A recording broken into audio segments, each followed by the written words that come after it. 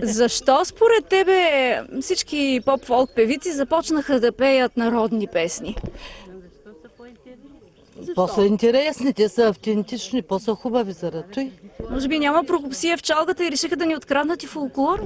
Да, точно тъй направиха. Решиха да ни откраднат нашия фолклор, който е от много дълги години. С него сме закърмени, дети май на дома.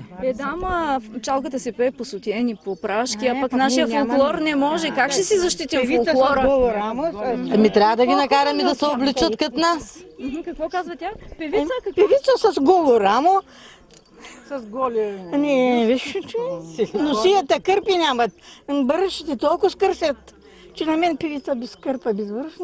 С бариши, да, има и бариши. Най-различен репертуар имаме. И игриви, и бавни, и весели. Искаме да пеем, да се явим, да, да се представим. Носията, те са от 100 години назад. Да, на бабите от съндъци сме ги извадили. А ремонтирахте ли? Правихте ли? Не, както са си тъй. Да. Само терлици сме си плели. Защо пееш? Обичам.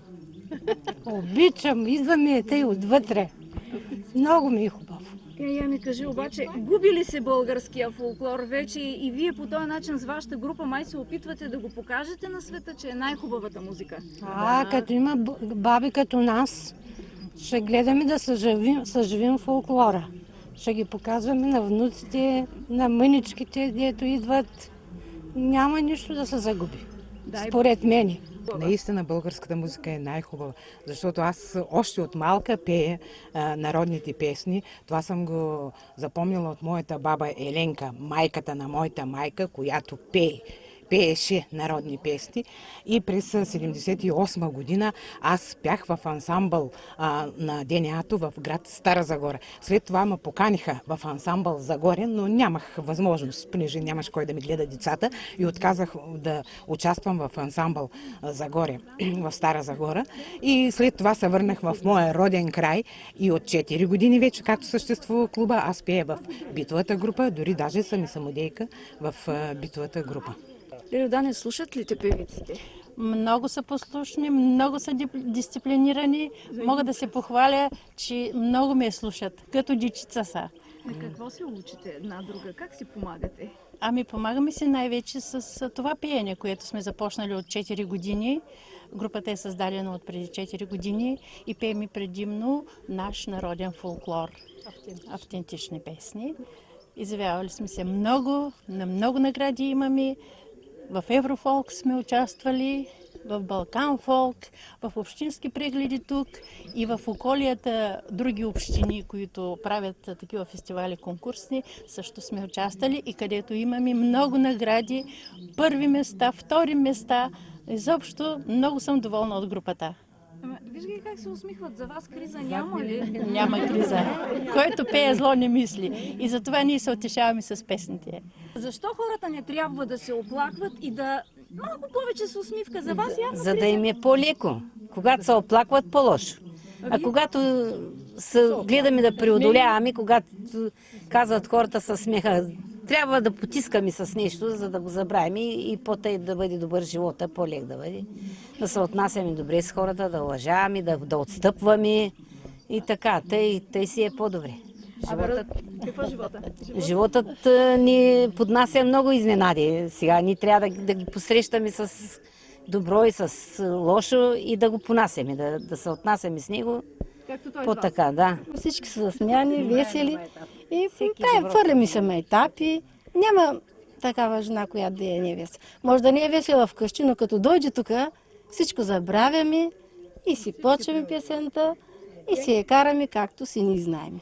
Ама викам, то да се оплакваме, нищо няма да дойде така. По-добре караме както има, нали? Аз въпреки, че съм баба на 2 правнучета, ама обичам песните. Не мога редовно да идвам. Имам си болен човек, идвам от време на време, ама ми харесва. Харесва ми групата, харесва ми отговорничката добра с нас. Какво лекува българската песен? Ако си нещо и в такова настроение, забравяш всичко. Всичко забравяш. Само си мислиш, че ще дойдеш тук при хората си, ще се повеселиш, ще забравиш малко грижи и тревогите. Аз имам майка на 89 години. Така? И тя с песента е закърмена и даже много песни ни обадила тук. И аз съм ги предала и сме ги научили. И караме те тихичко, мирничко, с тези песни старите. И тя се радва, че съм тук сега. Много се радва. И който иска да научи нещо, Да. няма да го върнете. Нали? Не. Те даже идваха от Русе, нали, вкъщи, 2-3 дена стояха, разпитаха я, питаха я, всичко каза жената, всичко помни. Пък сега да ви кажа, ако отидете от дома, тя пак си пее. Днеска цял ден и пява, тя е чула, че идва тук да ни снимат. И се радва. И вика, отивайте, където викат, недейте се остава, отивайте, пейте, веселете се, че от песента похубавня.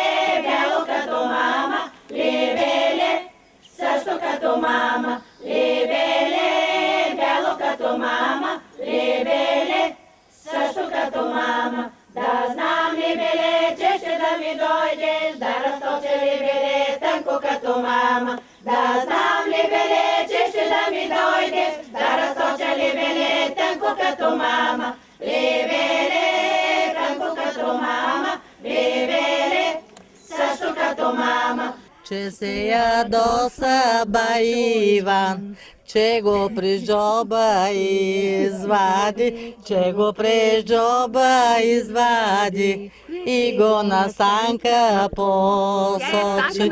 Я гледай, Санке, я гледай, как му и червена главата, как му и червена главата, като на турчин чалмата, как му пътърка три брата, като нащъркел крилата.